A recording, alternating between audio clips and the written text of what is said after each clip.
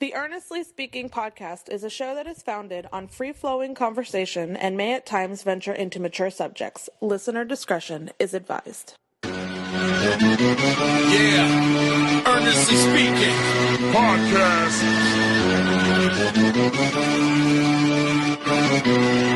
Let's get it. I'm a giant in New York, in Miami carry heat. So much more in store, my product can flood the street. Opinion Nation Godfather, CEO.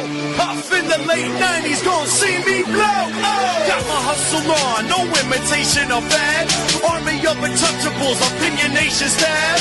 Never an off season, homie, check the numbers. Heart throb in my own right, supplying southern comfort. Earnestly speaking, my ego is well fed. Earnestly speaking, you're too feeble and no threat. See, I'm like a hurricane, you're a mild breeze. Earnestly speaking, leaving Eli a dynasty. Shake!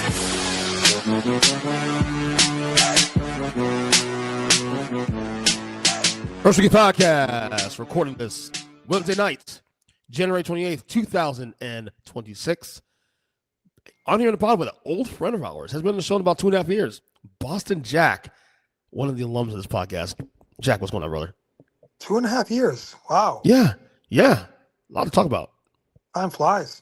Anyone that does this podcast in the last 15 years obviously knows who he is, who you are, knows the team you root for. The last time we were on the show, though, the Patriots were not in a good way. They were not relevant. If I'm not mistaken, that was Hoodie's last year with the team. Yep. And you had already said at the time that you teased us even back when we were doing the show normally back in the late aughts, that you were saying that you assumed that once Brady's gone and the whole dynasty winds down, if I'm going to end up checking out of some level, certainly from the fandom level, whatnot, and you did that. Yeah, kind of, sort of. Yep. Now I have to wonder. Now your boys are back in the Super Bowl. Is that reversed a little bit? Just a little bit. It doesn't. It's. I'm not all the way back. It's not the same. No, it's not. Not yet, anyway. I mean, no. The dynasty starts somewhere, and then it builds from that point. Yeah, I mean, I'm happy that the team that I rooted for as a youth is in there, but I got to be honest, I didn't really follow them with the same amount of passion. I don't think I could name 10 guys on the team, where before in the Brady days, I could probably name more than half. It just doesn't have the same marquee feel to it. But why is that, though? Is it age? Is it maturity? I guess I don't know. Is it the game itself? I don't know. Might be the game itself. I mean, I still love to play fantasy football, so I can see other rosters and I kind of know who the marquee players are. And let's be honest, there really aren't any marquee players on the New England Patriots. They're not there because they're a star-studded high profile. I mean, they've got to be under the salary cap. They've done a good job, actually, of I don't know. I don't know whether they're on the salary cap right now, because obviously Drake May's a quarterback and he's on a rookie deal. There's really, I mean, the only really big name free agent I can see is Stephon Diggs, and Diggs, right? Yeah, it's not a massive deal he's on. No, I mean, you can't really. Is he even a top 30 receiver? He was this year. He was definitely a top 15 guy this year. Top 15? He was really good this year. He was really good. I don't remember stats. Barely cracked 1,000 yards. He's just not a deep But threat. for a guy, he's doing that off a torn ACL though too. Right? No, I get that, but I mean, if you're building a team, he's 30 years old. I mean, is Stephon Diggs somebody you pick? You're having your fantasy draft next year. Where does Stephon Diggs go? 7th round, 8th round? You don't. If that, yeah. Right. You don't pick your team revolved around Stephon Diggs to get you your fantasy points. I mean, absolutely. He's a complimentary piece. He's not your go-to guy. Without question. I agree with you there. He's not a Welker, an Edelman, or a Gronk. He's not. He's a piece. To the. I would say because of his name value, he's a little more than a piece. But he's definitely not what I call a core guy. Like, you're not building around Stephon Diggs and his ability, obviously. I agree with you on that 100%. Right. Which is what makes this whole thing special in the first place. Because I remember entering the year, and, I on the pod, I always do over-unders and start the year, win losses and win totals and all that. And I'm very obsessed with those numbers. And the Patriots were 8.5. I never understood why it was so high. How was a team that was 4-13 last year? And granted, yes, Mike Vrabel is a phenomenal coach. He had a name before he got here, for the record. He was killing it in Tennessee. Tennessee's a bunch of idiots. Fireman in first place. I knew it was well great in hire. Tennessee. Huh? He did well in Tennessee. Can't doubt Exactly. that. He beat Hoodie. He might have put the final nail in his coffin. Yeah, well, Brady's last game to Pat was against the Titans. Against the Titans. Right. People forget that. Yeah. So, and I get it. You add Vrabel, but the thought process was like, okay, this is still a rebuilding team. The AFC's stacked. How was the number 8.5 wins? I never understood that. I look at the schedule, I was like, okay, fine. Maybe you can flirt with 7 to 8, but even getting over the 8.5, I just don't see it. So I went under, and most people did. And this team won 14 fucking games. Everything fell into place. So how much of the season did you really invest in? Well, I mean, obviously I'm a fair weather fan, so when they started at least winning, you admit it. At least you know what? At least you're self-aware about that. The more they won, the more interested I got, and you kept waiting for the other shoe to drop, and it's like they keep winning. Okay, and every week it's like, I'm gonna have to watch them. Son of a bitch! I mean, suck me in. Yeah. Like when the Red Sox tease you and they start winning, although that's a longer season. But they just kept winning. So I'm like, okay. And even now, I'm still not sold. I mean, I'm happy they're there. I'm going to watch it. I'm going to root for them. But it doesn't have the same feel. And that there's not a number 12 behind the center. Do you think? Look. I'm not calling my shot here, but do you think is there a possibility that, say, we're sitting here in 2030, okay, and this team's now won, okay, realistically, 2 Super Bowls. Say they win this year, maybe they win next year, but they win again, say 28, 29. And we're sitting here now 4 years from now, they've now won 2 Super Bowls in this last span. Does that maybe start up the whole, fandom again? Because winning, Dynasty? because once you win 2 in a certain amount of span, you at least get in a conversation of the dynasty talk. Well, the only thing that's really still the same is the ownership, the Robert Kraft, and we got to look forward to his 5 martinis slurred, "We're all Patriots" speech after the game. I mean, how old is he now? Like 87? I don't think he's 87, but he's probably 80. He's in his 80s though, definitely, right? Yeah. Yeah. We're all right. Every time you hear that, I think of you. And even though he hasn't had 5 martinis, he sounds like he's had 5 martinis. That's and true. To me, it's just funny, and I don't mean to make fun of the guy. I mean, I'm a Patriots fan, and I like Robert Kraft, but it's just funny when he does that.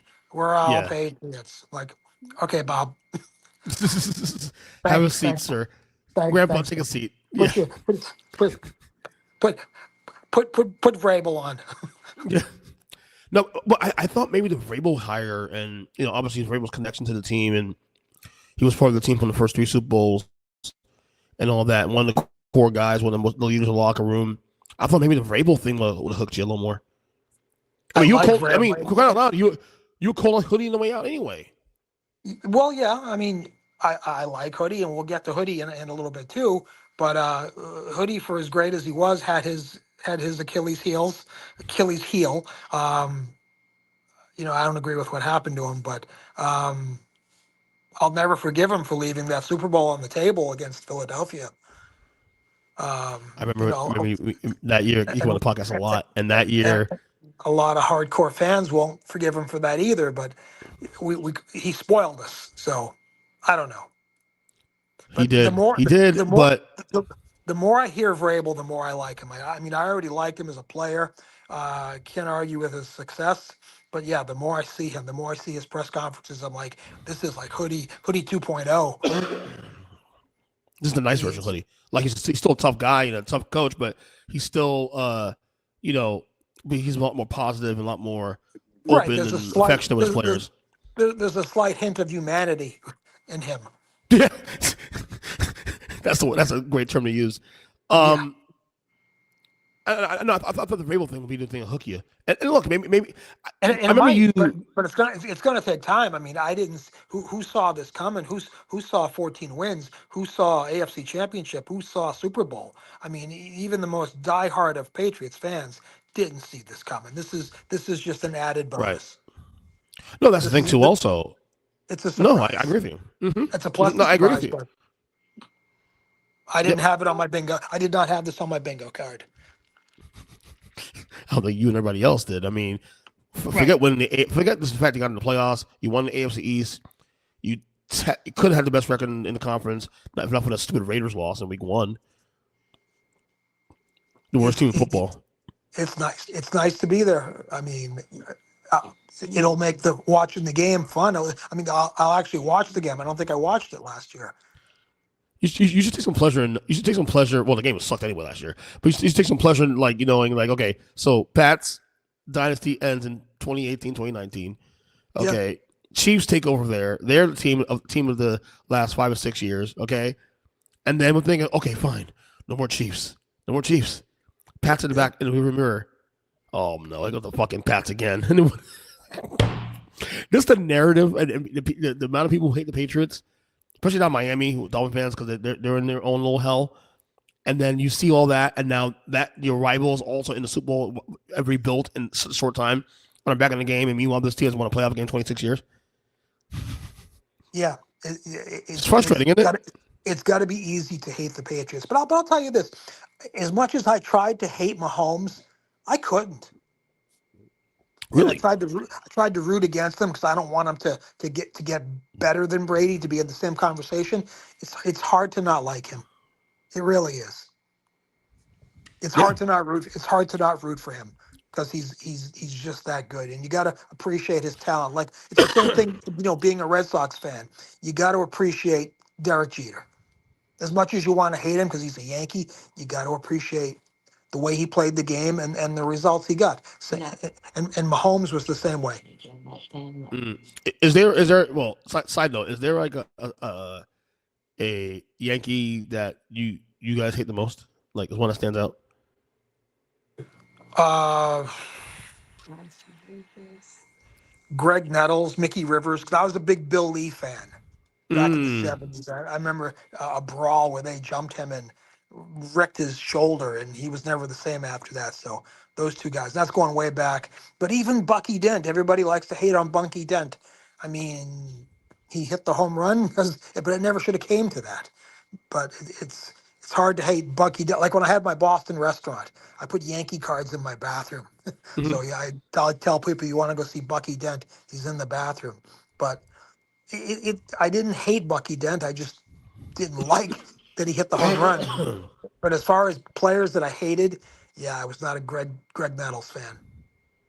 Oh God. So how do you feel about the game? You giving the boys a little bit of a shot? Do I think they can win? Absolutely. You think they will I win? mean, we talked about this. The only X factor I can see on those two teams is Najigba. He And stands out. Jigba's still good. He's always There's open. there's no answer for that guy. He is like, and the analogy I would make is he is like what Isaac Bruce was to the Mm-hmm. Rams, back to the greatest show on turf. But then after Najigba, it drops off. Then you got a 33-year-old Cooper Cup, and he's like the Ricky Prohl. Remember Ricky Prohl Of course. from that Rams team? Of I course. mean, the drop off after Najigba is incredible. And I figure if Vrabel's as smart as Hoodie, he's going to double team Najigba, try to take him out of the game. And I think the talent level on the Seahawks goes way down after Najigba. I mean, you got Cooper Cup, you got Barner. I mean, their running back is Walker. The other guy, Charbonnet, he's out. So it's Walker, and he was about ready to be platooned, and now all of a sudden he's your main guy. It's going to come down to the battle of the defense. Vrabel's the defensive coach. Darnold, I mean, I think Darnold, he has improved him. I mean, granted, he's had two great seasons, this year and then last year with the Vikings. But I just I'm still not convinced with him either. I mean, yeah, There's a bad game still on the horizon. I don't know if it's gonna be week 1 next year or this week is the Super Bowl. I don't know. yeah. It's going to come down to who has the best defensive game. I think so too. I'm picking Seattle, but the NFL season's been so weird this year that just when you think you have it all figured out, it shocks you again. Like who had Seattle, New England on the bingo card in August? Like, come on, let's be real. No one. For crying out, Jack, for crying out loud, we weren't even sure there were playoff teams, much less Super Bowl contestants. Yeah, that's how weird the season's been. Yeah, this is going to be a tough one. The only bet I like, and I don't know what the number is, but the under's got to be a lock. Whatever the under is. 45 is the number. I think it's 45 still. If the under was 10, I would take it. I mean, this is not the Broncos and Patriots last week. What are we talking about? This is going to be another look. If this is a high-scoring game, I will be stunned and amazed. So the over/under right now for the Super Bowl said 45. That's 6 touchdowns. 45.5. 45.5. So you're looking at 20-20 game, 23-20, 24-20 at most. If you're taking the under, maybe 30-7 game. I'll be shocked. I mean, I like 3-2. Oh my God, really? No, I don't know. I'm just being weird. You're in baseball mode. That's why. Yeah, but I don't know. A scoreless tie, go into overtime, field goal wins it. Can you imagine that? Oh my God! Wait, wasn't there a game that was close to that? That was the Super Bowl, I think 5. That wasn't like 9-6 or 6-3, 6-3. I think it was. With no touchdown at all. No, yeah, I think so. There being no touchdown at all. Let me look that up. Hold on. I mean the Rams Patriots 10-3 game, where there was only that one touchdown by the Patriots. Was that 10-3 or 13-3? 13-3. Was it 13-3? I thought. Okay, yeah, maybe 13. It's still a late field goal. Well, yeah, that was the only. You know what's funny about that game? You look at all the Pats wins in that era with Brady and Belichick. Of those 6 wins, I think that was the only comfortable win they had of the 6. 10 points. Yeah. No, think about it. And they only scored one touchdown. And it was a rushing touchdown too. Which one? The 13-3 game. Yeah, wasn't it? Yeah, that was James White. I think it was. Sonny Michel. No, Michelle. Sorry. No. So you remember the dynasty, all the players. So first Super Bowl against the Rams, Vinatieri wins it. Against the Panthers, second one, Vinatieri wins it. The Eagles won. There was a touchdown score, and it's down the ball. Yeah, the Asante Samuel picked off, or Rodney Harrison picked off McNabb late in the game to seal it. Yeah, because they're trying to tie the game. Yeah. The one against we won against Seattle. They come to the fucking 1 yard line. There we go. Yeah. The Falcons game, overtime. So White.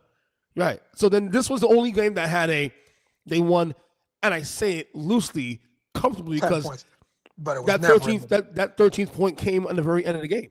Right. It was never in the bag. It was a boring as hell game too. I mean, obviously 13-3 is not a lot of scoring. This game might be similar to that. That might be the most forgotten Super Bowl of this era. Not even joking. Because there's no offense. I mean, everybody wants to see touchdowns. There's 2 reasons why. Here's the first one. You know what the second one is? No. The second one is another one. Whatever. I was at 6. There was nothing. The game just was dull. And then it'd been a big deal if the Rams won. Yeah. You know what I'm saying? The Pats winning it made it win worse. Okay, it's the Pats again. Whatever. They come in. Also, what could happen too? There could be some defensive scores. I mean, could be some pick sixes, some fumble recoveries, some special teams action, some kickoff returns, punt returns. I mean, I really think special teams could play a bigger role than normal in this game because points are going to be hard to come by. I'm not gonna lie to you. I have a weird suspicion about this game. because Drake Mays hasn't played like great last couple weeks. He's due one. He's due a game. Yep. But he's what? Why He's a not now? kid. I mean, if he's not nervous now, he never will be.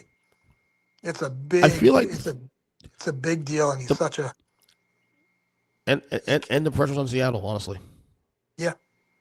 It's the revenge game. They were the better team this year by virtue, because they made it through the gauntlet of the NFC West this year. So what kind of that's supposed to be here, but we've earned our stripes. Schedule's tough. Boom, Pats, young team, also Pats, second-year quarterback. From 4-13 to 14-3 this year. Super Bowl, easiest schedule in the league, easiest schedule to track the Super Bowl, but according to data in 56 years. So no one is giving the Pats any respect in terms of winning this game. So all the pressure's off New England at this point, in my opinion. Right. It's all on Seattle, and if they get the ball first and goal late in the game, I can almost guarantee they're going to run it. Yeah, Mike McDonald's is not a moron like Pete Carroll. Yeah, Mr. Jesus. I'm picking Seattle, but I'm not as confident about that. I have a weird feeling about this game. Well, sometimes teams just do one. I'll be rooting for New England, but I won't be as sad as I was back in 2007 when I sat with you at Duffy's in West Palm Beach. If they lose, I will not be that sad. What happened? If they win, I'll be happy. I don't remember. It's a long time. I've lost hair since then. Almost 20 years, brother. Jesus. Well, it was technically 2008. 2007 season. 2008, right. But still, almost 20 years. Season. Right. But I'll be happy if they win, but I won't. I'm not going to go look for a bridge to jump off if they lose. I don't have the same passion that I had 17, 18 years ago.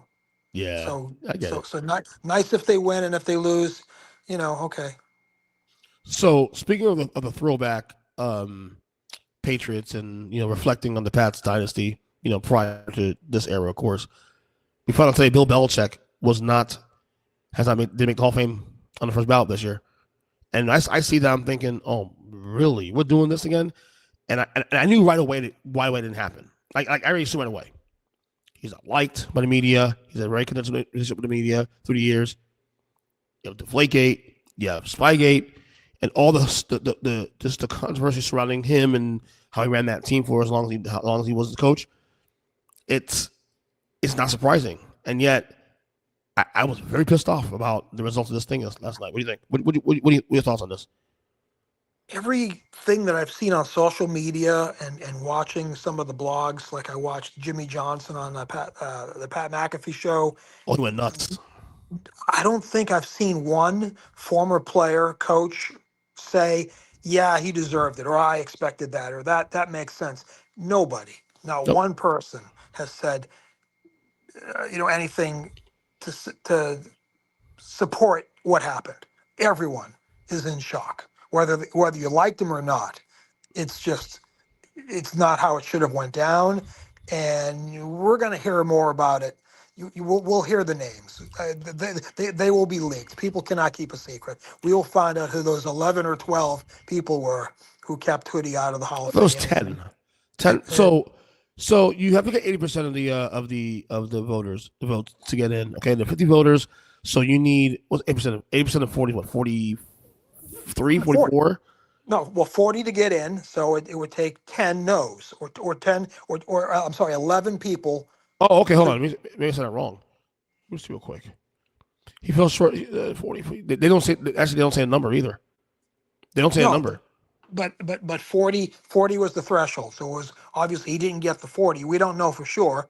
I mean, if it's more than 11 or 12, that's just insane.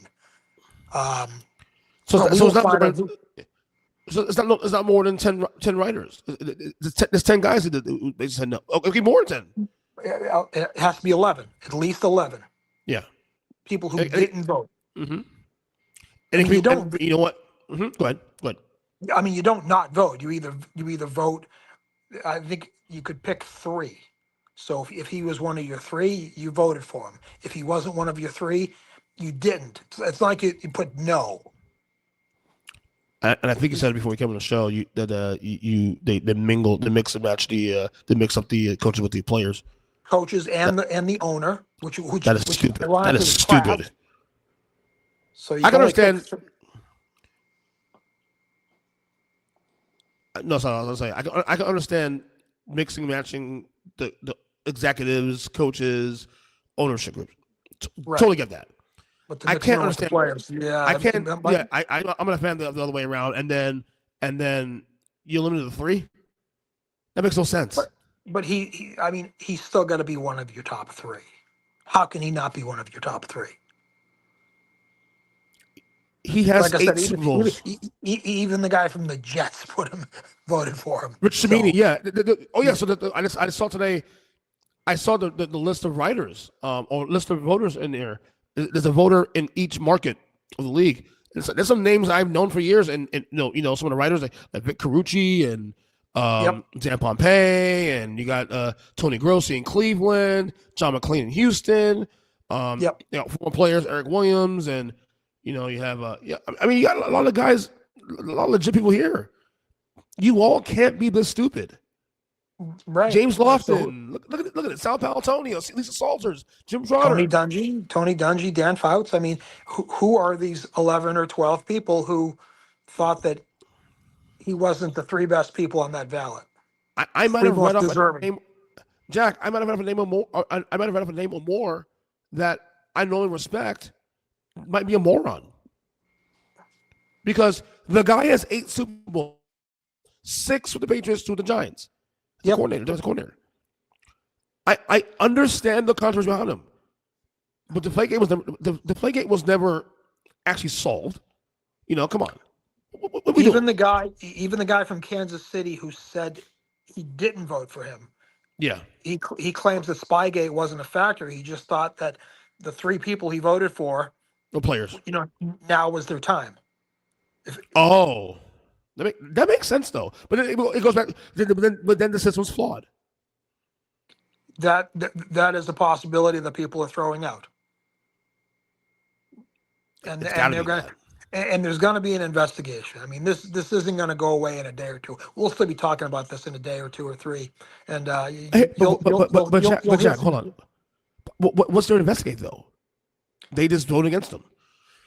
Well, there's a possibility that the general manager there, Polian, kind of like did some behind the scenes stuff where he was trying to convince people to not vote for him, but he claims he did.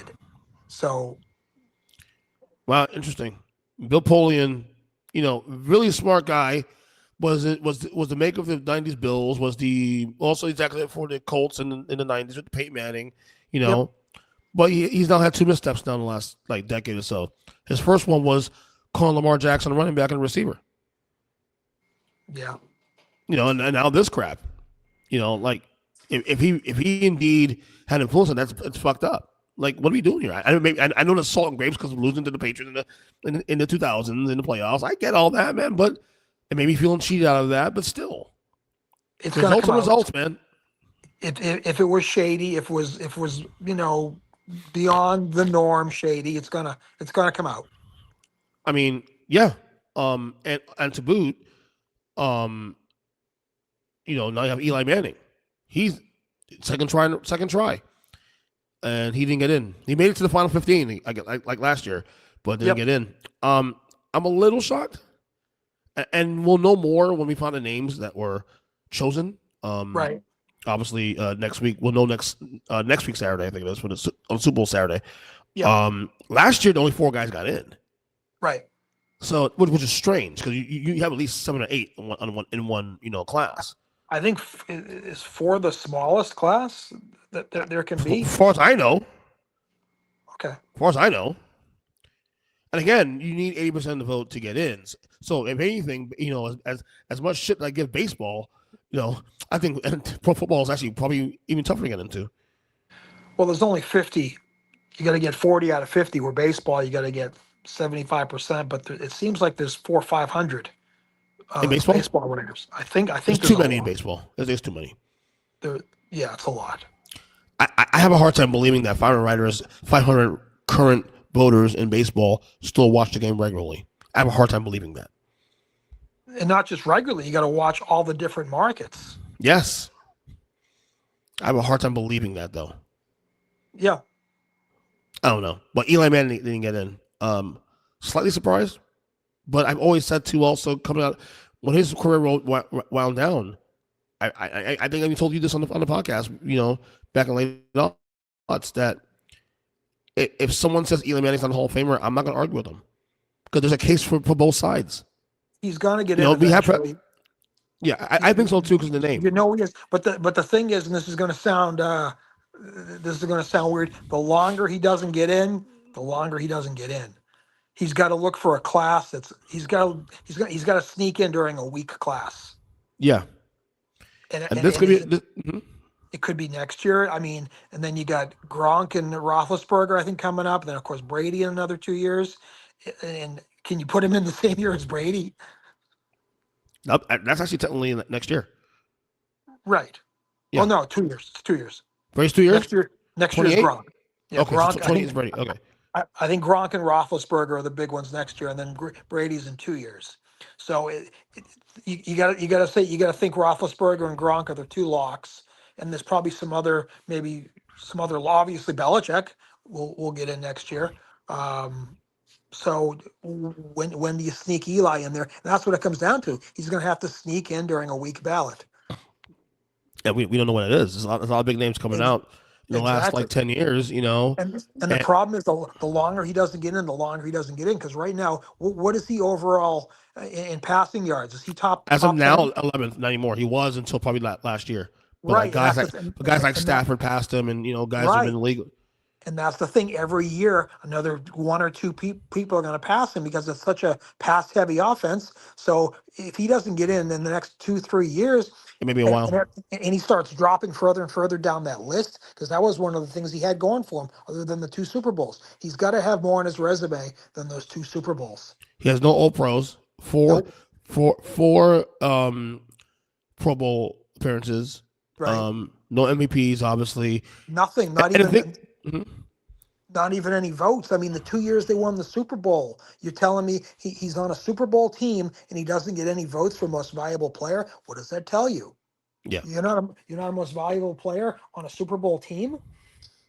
Yeah, well, and again, and that's why I see the art from both sides, because again, it's I hate to knock him. I know how much he means to you, but it's like, you're asking people to put him into the Super Bowl based on he played 16 seasons, he played 240 something games, and you're basically asking people to put him in the Super Bowl based on 8 games. He was 4-0 in the playoffs. The 2 years he won the Super Bowl. Other than that, he doesn't have a playoff win. And we look at it from that angle, that makes the most sense. Take a wider scope. Okay, you're really rewarding 2 seasons here. 2 seasons, yep. And because a lot, I hate to say it, a lot of there was average. There may be 1 or 2 other seasons that that he did very well, but never led the league in yards, touchdowns. Nope. He did interceptions though. Interceptions 3 times. I looked it up. Yes, 3 times. There you go. I mean, that's why I deserve from both. So what helps this case is you have guys like Joe Namath, who had a 500 record himself in. There are guys that got in eventually. What helps him, his biggest advantage he has right now is his name. Yeah, he's a Manning, of course. Yeah, he's a Manning. He's probably the more interesting Manning now on TV. He's likable. I'll give him that. He's likable. Yeah, I think he's more interesting than Logan. Than my son. Hey, being likable helps. I mean, think about the guys in the like in baseball who aren't in the Hall of Fame for whatever reason. Pete Rose. I mean, I see on the social media, put Pete in. Pete was not a nice guy. For all accounts, Pete was a despicable human being. I mean, Barry Bonds is not a nice guy. Roger Clemens is not a nice guy. But they're Hall of Famers, though. I put them in, but that doesn't help their case. And maybe even that heard Bill Belichick is not a nice guy. So I can almost guarantee he's not Spygate I think you can even forget that stuff. It might be salty ass media members, just salty as hell, Maybe. and they treat him. He's getting. I get a comment here, Jack. He's getting the TO treatment. Okay. So TO is in the Hall of Fame. TO, in my opinion, I think it took him 3 years. I think it took TO three tries. 2 or 3 years. Yeah. Terrell Owens is a top, in my opinion, a top 3 receiver all time. Yep. In my opinion. Okay. Yep. Personally, I have number 2 behind Jerry. Personally, just saying. Yeah, I gotta go Randy. Gotta go Randy. I have like personal issues with Randy. I get it. I get it though. You can't go wrong with with either one at 2 or 3. I get it. Right, but both 3. That's your 3. T.O., Randy, sure. Jerry. No lower than 3. Right. No lower than 3. Right. So he falls in that category of easy Hall of Famer, no questions asked, first ballot, let's go, and he didn't get the first ballot. Yeah. And I feel like that happened because of his contentious relationship with the media, the behavior, in Philadelphia, sometimes in other places too. I feel like the media held that against him. Well, he was just locker room poison. He was. Yeah. Was Hoodie locker room poison? He was just a son of a bitch to the media. But I think but to your point though, even that hurts T.O. So Belichick essentially is getting the same treatment for how he treated others around him. You know what I'm saying? Yeah. And so, but I'm really curious who got in. I think what might absolve how many number of voters voted against Belichick. If the list is like amazing, that might absolve him actually. But he'll need a tier A list to really convince folks that picking 3 people and out of these 3 people, can't do it. Yeah, if it comes out there was more than 11 or 12, I mean, if it gets up into like 15, 16, 17, 18 people who voted or didn't vote for him out of 50, I mean, that's just an incredible percentage. Yeah, true. Absolutely. All right, one more thing to get you out of here. So you were on the podcast last about 2.5 years ago, and the main reason you came on the show at that time was because you were going to Vegas, which is on JR, and you were going to the opening of the Spear in Vegas. You went to the very first 2 shows ever in that venue to see U2. Yep. And I had made a mention to the show that I wanted you to come out on the show at some point after and we could review the whole thing and all that, and we never did it, unfortunately. Now obviously the Spear is now, since then, the hype is real. Everybody talks about it all the time. I'm hoping to go there either the end of this year or next year to see Metallica once they announce their residency. But dude, you were the first to be there. The first 2 nights there. How was it, first off? Incredible, surreal experience. I mean, it just one of those things. It's like you're walking into a dream. Like, wow, this place is amazing. And we got to see it from 2 different perspectives. From like the hardcore fan perspective, which was the second night. We're down on the floor. Now we're usually floor people. We're usually, our elbows are on the stage. We're looking up. We could tell if the band members shaved that day. So that's where we used to being, on the floor. But the first night we were center stage. We sat literally next to Matt Damon and Jimmy Kimmel and really. Yeah, we were there. You should have smacked Jimmy Kimmel while you're at it. I can't stand that guy.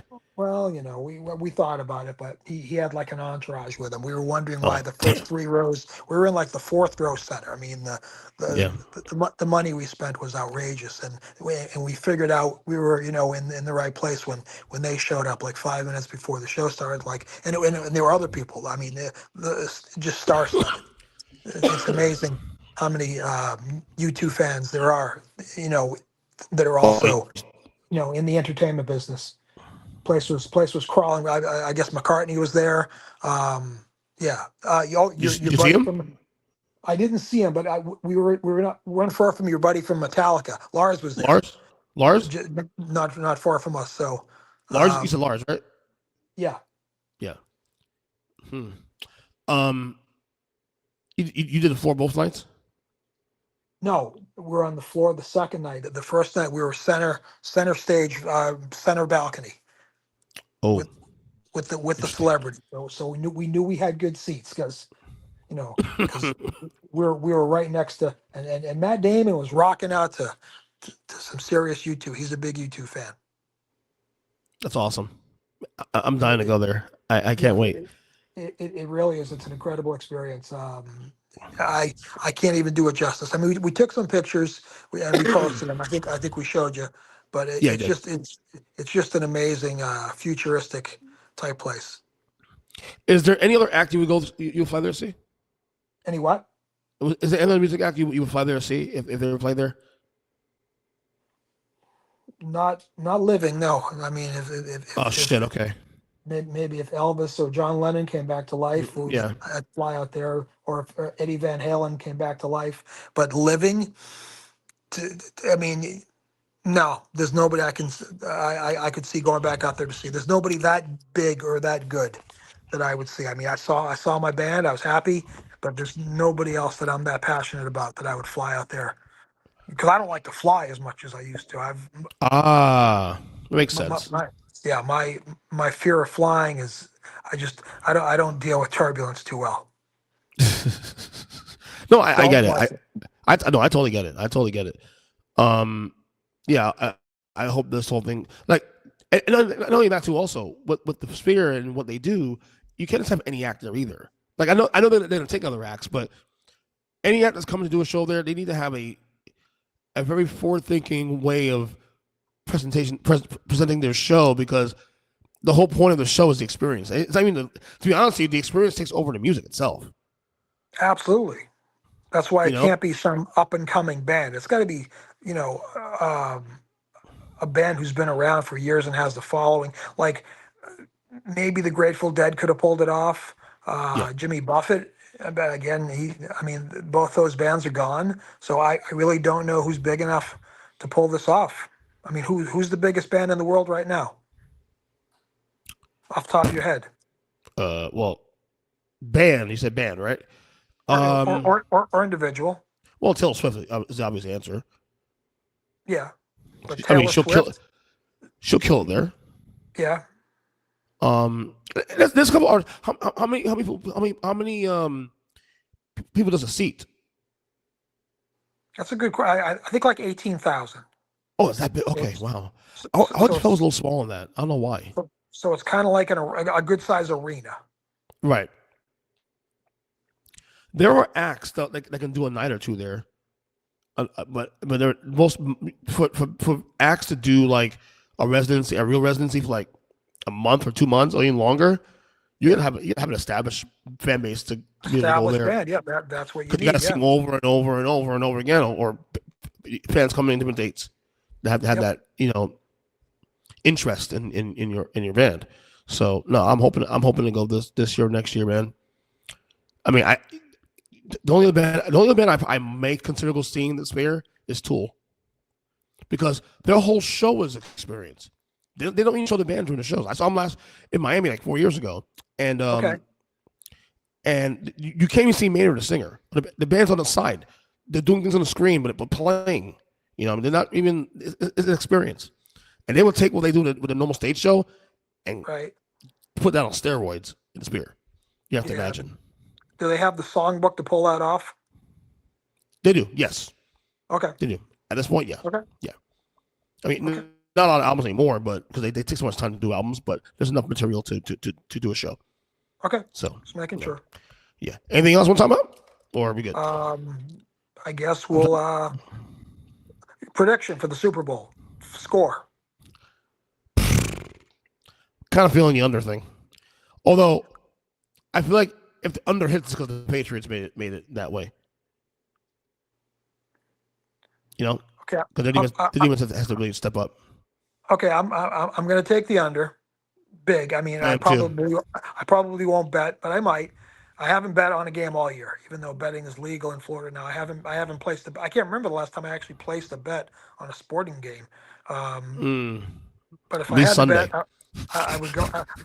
I would go with the under, and I'll take the Patriots by a field goal. Definitely under. And I do think it'll be a one-score game. But Seattle wins that game. I'll say 24-17. I'm going to go Patriots 17-16. Old school again. Another game where you have to like bite your nails and claw some faces and stuff. It's never easy for you guys, huh? It's never easy. Pats fans really earned those Super Bowls because they probably lost a lot of life expectancy in those 6 Super Bowls because most of those Super Bowls came down to the wire. Yeah, That's not included. Huh? But if it does come down to the wire where Seattle has it first and goal, expect a run. No way they pass. That's a great way to end the show, man. Yeah, That's awesome. Good job, Jack. I'll have you on soon. Thanks, Ernest.